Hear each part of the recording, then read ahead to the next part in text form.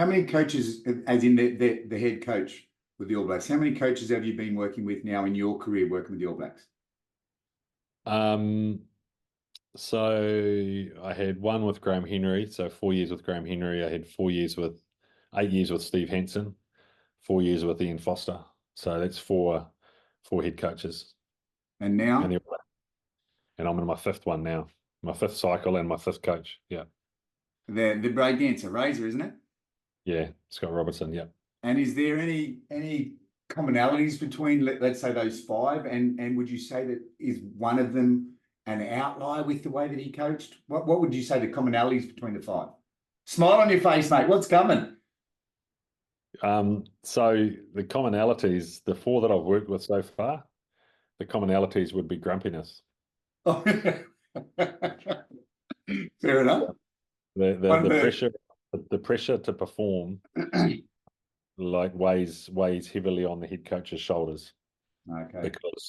Because ultimately, if the team doesn't perform, the head coach is under all sorts of pressure and would get sacked, right? So, so I think that's probably the common word to describe the four of them, or the three of them. How many? Four of them I've worked with. Three of them I've worked with. And I don't mean that in a negative way, but they've got so much on. They're responsible for so much, whether that's the staff or the team or the media or whatever. It's a brutal role, and I mean they get paid more than the Prime Minister in New Zealand, so that's how significant the role is. Wow. And so and then the other thing that I think is commonality is they've just lived and breathed rugby their whole life.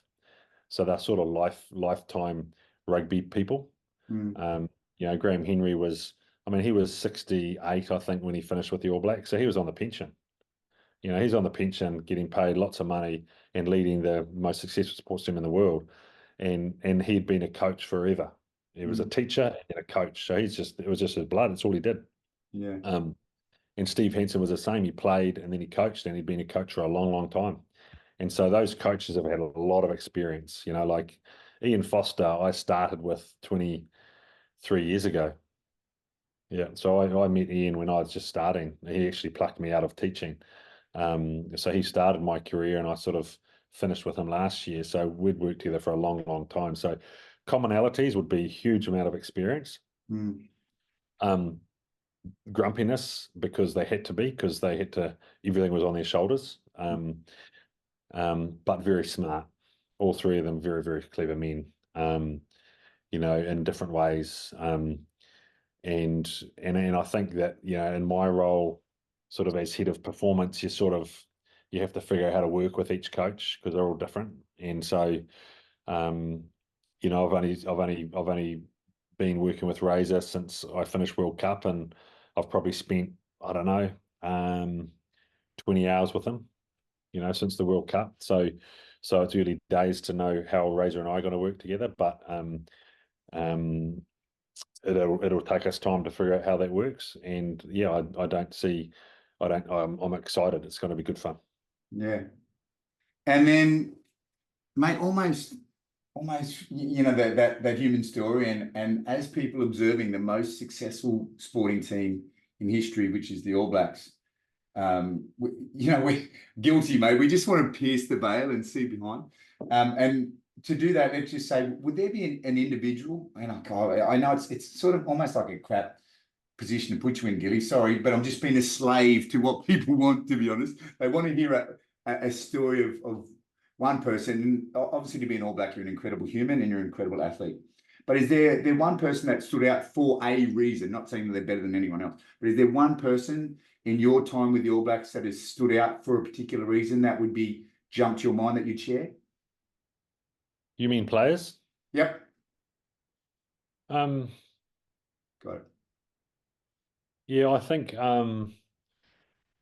every era, or every cycle, there's different people because I've been involved in 4 World Cups, and within each cycle, there's different people that have stood out for different reasons.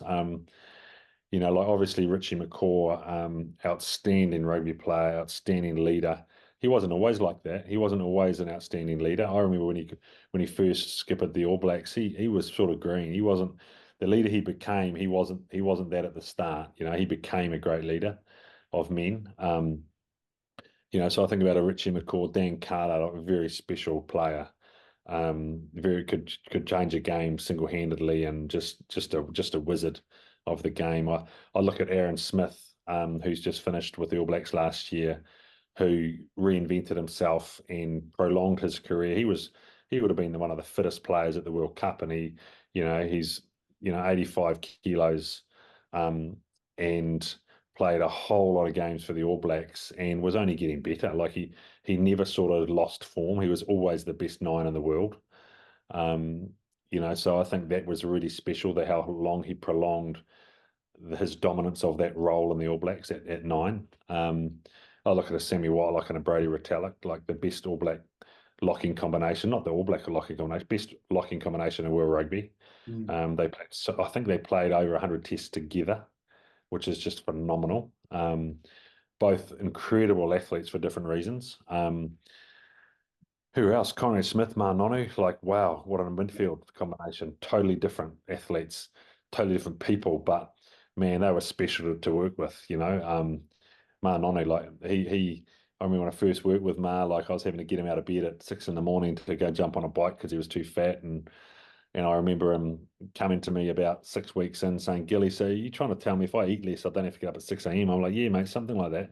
He's like, oh, okay, might try that. And then he just changed his whole career, by just eating a bit less. He became one of the best midfielders of all time, in my opinion.